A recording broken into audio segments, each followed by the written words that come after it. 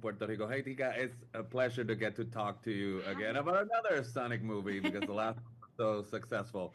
But hard-hitting question first. I just want to reinstate if you stand by the first Sonic movie's manifesto that Keanu Reeves is a national treasure. I just want to see if you want to double down on that, or how do you feel on that I question? will double down on he is a national treasure.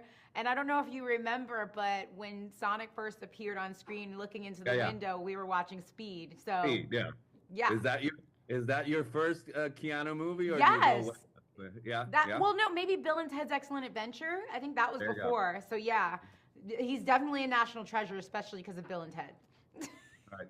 So, what was your reaction when you heard that he would be, playing Shadow? Because obviously we know what you thought about Idris Elba with Knuckles, but Yeah, yeah, he was great. I Well, wonder I if didn't you thought had the same visceral reaction with Keanu and Shadow. Yeah, I mean, honestly, the fans kind of were like, he Made it should be happen. it. Yeah, there was like hubbub, and but I didn't believe it at first when they said that he came on board, and then when it was announced, then I was like, oh, that's awesome that he wanted to be part of this franchise, and especially, all the work that he has done in the past, but this is something a little bit different, and I'm glad he came on board. He's great. Okay, so let me ask you this, because one of the things that do you ever worried about, because you're the human and Yeah, one of the I am. Yeah, I mean, but you're very important to Sonic and to the story and the core family values that all the trilogy sort of communicates.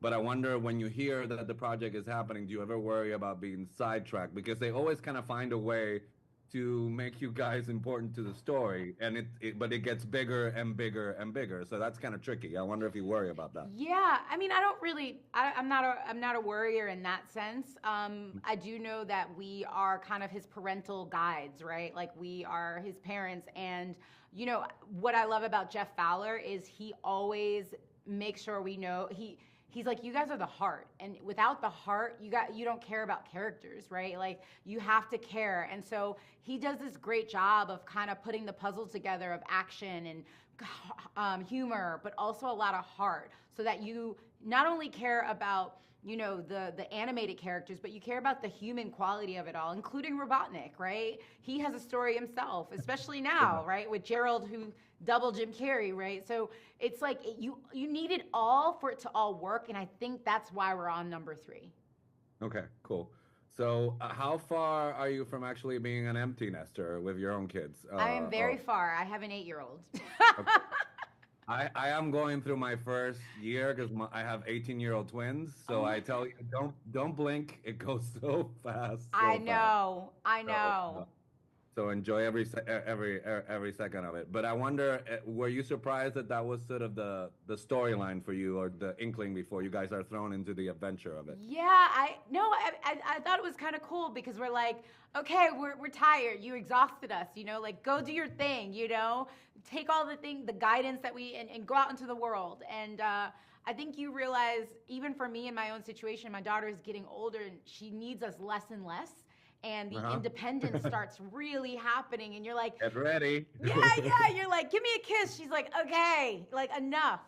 And so you realize, I think, with Sonic, that like you miss the mischief around him, and Knuckles being a mess in the house, and like we miss it. And so we're like ready to go. You find us like doing all these crazy, um, baking hobbies, all these hobbies, and we're like, okay, good, thank God, So We have to save the world again. Thank God. exactly, Yeah. exactly.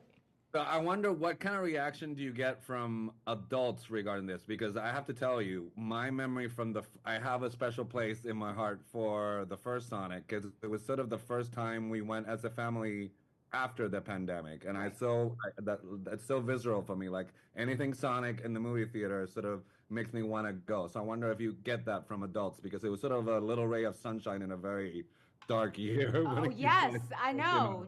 I trust me. It's crazy because we're doing this tour. We didn't get to do that in the first one. This kind of world tour. So I'm grateful that I get to reach out to fans. But yeah, I feel the same way. This was like actually the first movie that my daughter sat through fully without saying a word and being like Wow. completely into it. And I remember being like, "Huh, that's different."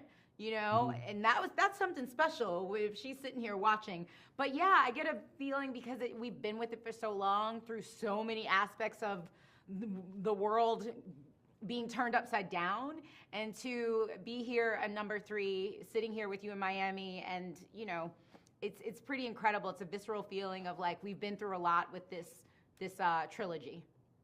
All right, so we're thankful for it. Have a fantastic day. Happy holidays. Thank you so much for your time. Thank you. Happy holidays.